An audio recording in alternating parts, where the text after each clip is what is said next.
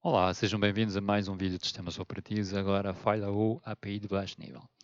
Ora, a linguagem C disponibiliza duas APIs para manipular fecheiros. Uma API de baixo nível, uma Low-Level API, API aqui é Application Programming Interface, em que as funções são o Open, o Close, o Read, o Write e mais um conjunto delas.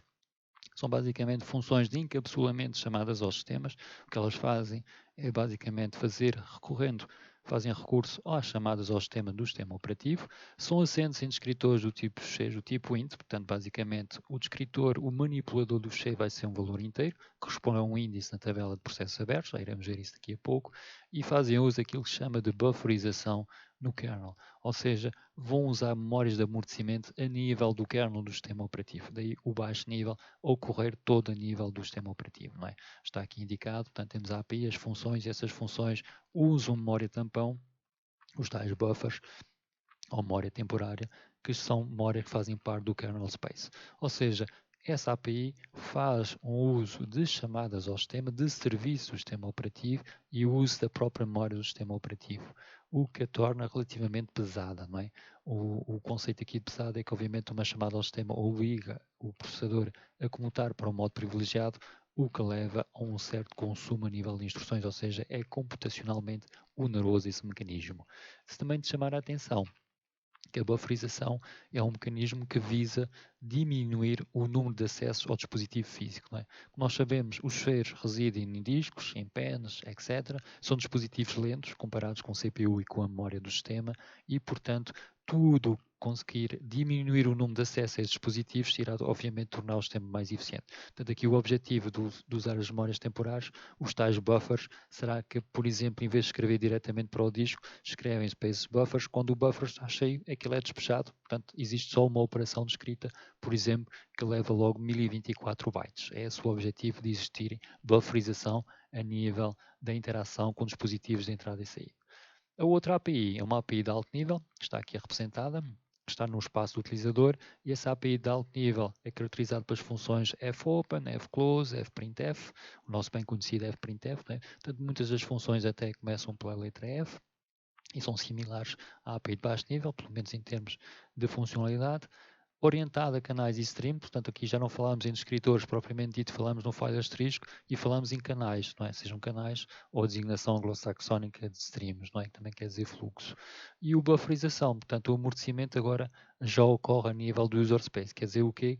Olhando aqui para essa figura do lado direito, nós temos aqui os buffers a nível do espaço do utilizador, ou seja, essa API não vai estar a usar diretamente chamadas ao sistema. Usar um fprintf, esse fprintf vai acumular um conjunto de caracteres, não é, de formatação nesses buffers aqui de alto nível e só quando esses buffers estiverem cheios é que eles são despejados, usando agora a API de baixo nível, ou seja, a API de alto nível depois recorre, assenta na API de baixo nível e, portanto, o número de chamadas aos sistemas através da API de alto nível, quando se usa a API de alto nível, é reduzido em relação ao número de chamadas aos sistemas quando se usa a API de baixo nível.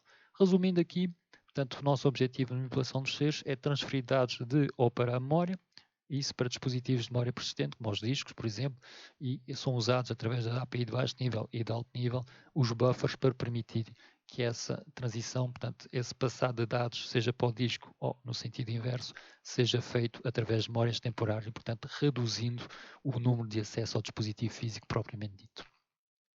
Portanto, o que é que são chamadas aos sistemas? Chamadas aos sistemas são a forma como o sistema operativo disponibiliza serviço às aplicações. Portanto, tudo o que é abertura e manipulação dos cheiros, estabelecimento de ligações de redes e mais um conjunto vasto de operações que exigem um modo privilegiado tem que ser feito através de chamadas aos sistemas. As chamadas aos sistemas, na realidade, o programador não as usa diretamente, usa um conjunto de bibliotecas que essas sim encapsulam as chamadas ao sistema e vão fazer uso das chamadas ao sistema. Existe, contudo, uma forma de nós fazermos uso direto das chamadas ao sistema, não é recomendado, é apenas como exemplo, está aqui nessa atividade e estamos aqui a ver a função syscall, nesse caso a chamada ao sistema syswrite para o canal 1, são um parâmetro, ou seja, será o std out e aqui a escrita do hello world com o /n, portanto isso será a forma como nós podemos, por exemplo, estar a escrever algo para a saída padrão. Não é? Obviamente nós ou usamos o write ou usamos, o write será a função de baixo nível, ou usamos a função fprintf ou printf ou similar para fazer a mesma operação.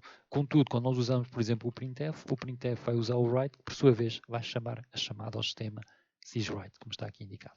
Portanto, as chamadas aos sistemas, como foi dito há pouco, são relativamente onerosas, porque obrigam a passar a comutação do modo utilizador de user mode para o kernel mode, a comutação, e há um conjunto de verificações, portanto são operações relativamente onerosas, mas é a forma que nós temos para aceder aos serviços que estão disponibilizados pelo sistema operativo. Temos aqui a página intro da secção 2, a secção 2 é dedicada às chamadas ao sistema, e se quiserem ter um conhecimento mais aprofundado, façam man 2 intro para ter a introdução sobre precisamente a secção sobre as chamadas aos sistemas. Aqui a pergunta, nesse capítulo em que se fala de fecheiros, é o que é um fecheiro?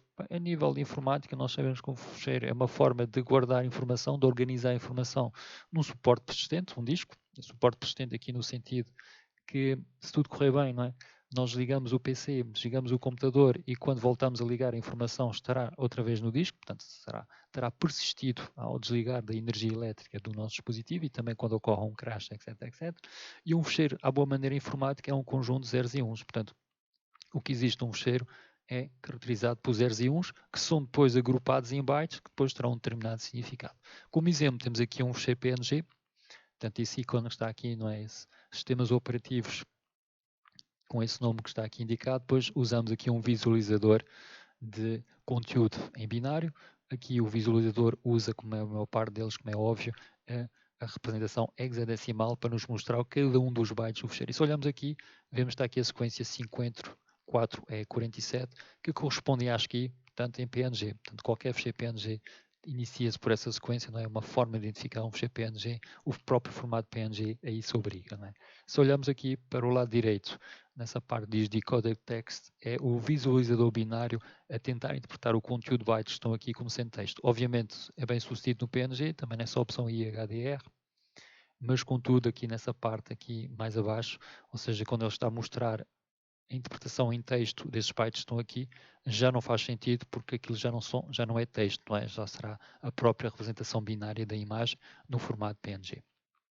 Aqui um exemplo similar, agora com fecheiro de texto no Windows, em que temos um fecheiro de texto, cujo conteúdo é mesmo a primeira linha fecheiro de texto, Windows, aqui uma quebra de linha e depois a linha 2. Se olharmos para, através de um visualizador binário para o conteúdo destes fecheiros, iremos ver que tem aqui vários bytes, 106, 109, 103, 108, 105, que respondem respectivamente ao F, I, C, H, E, na tabela ASCII, ou seja, na tabela ASCII nós temos aqui indicado, e também temos aqui na descodificação do texto, não é? E aqui está a tabela ASCII, nós conseguimos ver que os bytes guardados naqueles fecheiros correspondem aos valores da tabela ASCII de cada uma das letras, não é? O F é o 0x66, está aqui guardado, e se quisermos mesmo aprofundar isso, os bits que são guardados naquele fecheiro, será esse padrão de bit 01100110, corresponde aqui ao valor de 0x66, que corresponde à letra F. Reparem que no fecheiro estão zeros e uns, depois são agregados em bytes e que nesse caso são interpretados através de uma tabela ASCII. Para ser totalmente correto, o fecheiro está na realidade no formato do TF8, que é compatível com a ASCII quando nós usamos caracteres apenas da tabela ASCII. Portanto, há uma compatibilidade total quando nós nos limitamos, que é o caso aqui nesse conteúdo desse fecheiro, apenas a usar caracteres que façam parte do mapa da tabela ASCII de 0 a 127. Outra chamada de atenção aqui é a peça quebra de linha. O 0D0A é a quebra de linha, é o famoso Carriage Return Line Feed do Windows, que o próprio Notepad assinala, ou seja, esse fecheiro de texto está a ser criado no Windows, está a usar o término de linha, o separador de linha, que é típico no Windows, que é o Carriage Return Line Feed. É algo que nós voltaremos mais adiante noutros vídeos. Agora, o conceito de fecheiro no Unix não esgota apenas com os fecheiros. Portanto, o conceito de file no Unix é muito extenso. É emprego também para designar pipes. Os pipes são um mecanismo também associado a fecheiro. Portanto, quase tudo encaixa no conceito de escritor barra fecheiro. Um pipe, lembrando nós, não é? É um mecanismo através do qual nós conseguimos ligar a saída de um processo para a entrada do outro, não é? Nesse caso temos o PSAUX, usamos aqui o símbolo de pipe empregue pela shell e temos aqui o outro processo, o WC-L, e o que nós estamos a dizer é que a saída do PSAUX vai para esse processo WC-L. Outro conceito também que encaixa no sistema de file é o sockets. Os sockets são mapeados também como sendo descritores de fecheiros e um socket não é mais que um mecanismo de comunicação abstrata entre dois processos que possam estar em máquinas distintas, não é essa a distinção entre socket e pipe. O pipe será na própria máquina. O socket permite que essa comunicação seja feita entre sistemas, entre processos que estejam a ocorrer em sistemas distintos, não é? Possivelmente remotos. O /proc é um pseudosistema de fecheiros, é a forma como o sistema operativo disponibiliza um conjunto de informações sobre os processos que estão a ocorrer no sistema e mais umas estatísticas próprias do sistema operativo através de uma interface de sistema de fecheiros. Ou seja, eu posso aceder ao /proc e aos muitos diretórios e fecheiros que lá existem usando as ferramentas tradicionais que eu faço para manipular fecheiros ou então usando, se eu criar uma aplicação, o Open, o Close, o Read e outras APIs para manipulação de fecheiros. Na realidade não são fecheiros, é apenas um visionamento do conteúdo da memória do sistema operativo. Finalmente, temos ainda dispositivos especiais, como todos eles mapeados no /dev, como o /dev nulo, que é obviamente para nós redirecionarmos conteúdo que não nos interessa, descartarmos conteúdo se quiserem, o /dev random, que é para ter acesso a um gerador de números aleatórios, e mais um conjunto vasto de /dev. É? Tudo isso, o LSOF, o List of Open Files, permite ter uma visão, portanto é um utilitário, um comando, permite ter uma visão sobre as múltiplas facetas do conceito de fecheiro /descritor que é emprego pelo sistema operativo Unix. Olhando agora propriamente para a API de baixo nível, temos na primeira coisa, quando queremos manipular um fecheiro, será obviamente abri-lo, não é? Fazer o Open. E o Open o que faz é criar uma ligação, portanto, criar uma associação /mapeamento entre o nosso processo, através do descritor que é devolvido pelo Open, e o sistema operativo. A função Open, na realidade, tem duas variantes. Uma mais simples, que tem dois parâmetros. O nome será o nome do fecheiro que nós pretendemos abrir /criar, e as flags, a forma, o modo de abertura. Já iremos ver um bocadinho mais sobre isso. A segunda variante acrescenta-lhe aqui um parâmetro que será o parâmetro mode, que serão as permissões, na sua forma mais simples, são as permissões para o caso, e essa open deve ser emprego quando eu pretendo criar um fecheiro, não é? Portanto, aqui as permissões são normalmente expressas em base octal, podem ver aqui esse número, não é? Essa grandeza numérica, essa constante numérica começa por um 0 à esquerda, aqui o significado do 0 à esquerda é precisamente para indicar que essa é a base 8, a base octal, não é? O 6 aqui serão as permissões do dono, RW, portanto isso depois é mapeado em bit, cada valor octal mapeia para 3 bits, o 6 será 110 e portanto tem a permissão R ativa, a permissão W ativa, só a permissão X é que está inibida. Depois as permissões, o 4 que surge aqui é para indicar a permissão do grupo, apenas leitura, e novamente esse 4 é agora para a permissão dos outros, também apenas para leitura. Mais informação sobre o Open está disponível através da secção 2 do manual, main2 Open, que está aqui mapeado, está aqui indicado, não é? O cabeçalho dessa página de manual. Relembramos a importância de consultar o manual quando se está a programar, para ter acesso a um conjunto vasto de pormenores para, nesse caso, a função Open. Existe também uma função complementar do Open que é o Create, já que uma operação de criar um fecheiro é bastante comum, portanto existe uma função que será mais de conveniência, o Create. O Create precisa do parâmetro que será o nome do fecheiro a criar e do modo aqui novamente a nível de permissões, não é? Na realidade o Create, e aqui está um exemplo, não é? Esse Create está aqui, é algo que pode ser perfeitamente dispensável, porque podemos usar o Open para fazer o mesmo, não é? Nesse caso seria o Open, com o nome do fecheiro, e aqui um conjunto de 3 flags. Essas flags aqui será o WR only, será o write only, estou a criar o fecheiro apenas para escrita, estou a dizer para criar, portanto essa opção aqui é o create, e finalmente essa flag trunk é para o caso do fecheiro já existir, ele ser escrito por cima, ou seja, o fecheiro é destruído e recomeça do zero. Por outras palavras, o fecheiro é truncado. Não é? Esse sinal vertical que está aqui é um OR binário, portanto estamos aqui a fazer uma operação de bitwise, em que estamos a fazer uma espécie de adição binária, a dizer essa opção mais esta opção mais esta opção, certo? E na parte final, como já vimos, em octal estão as permissões 644, já vimos que era RW para o dono, R para o grupo e para os outros. A nível de valor devolvido, o Open e o Create vão devolver um valor inteiro, é o tal descritor. Portanto, se houver alguma situação de erro, devolvem -1 para assinalar essa situação de erro, e a variável global numérica associada a erros no sistema, o RNO, fica com um código numérico que precisamente visa descrever essa situação de erro. Não é? Portanto, -1 é devolvido pelo Open/Create e o RNO vai ficar com o código numérico correspondente à situação de erro. Por exemplo, quando o RNO está a 2, o que aconteceu é que nós temos uma situação de no such file or directory. Por exemplo, estou a tentar abrir um fecheiro com um nome, indiquei um nome que não existe e, portanto, ele obviamente não quererá abrir o fecheiro. Se tudo correr bem, é devolvido um descritor, um valor inteiro, que será o valor que depois irei usar para manipular o fecheiro com as funções write, read, etc, etc. Portanto, a API de baixo nível vai assentar em descritores do tipo int, como está aqui indicado, e é devolvido pelo open e depois em pré consumido, se quiserem, para as funções read, write, etc, e close também, não é?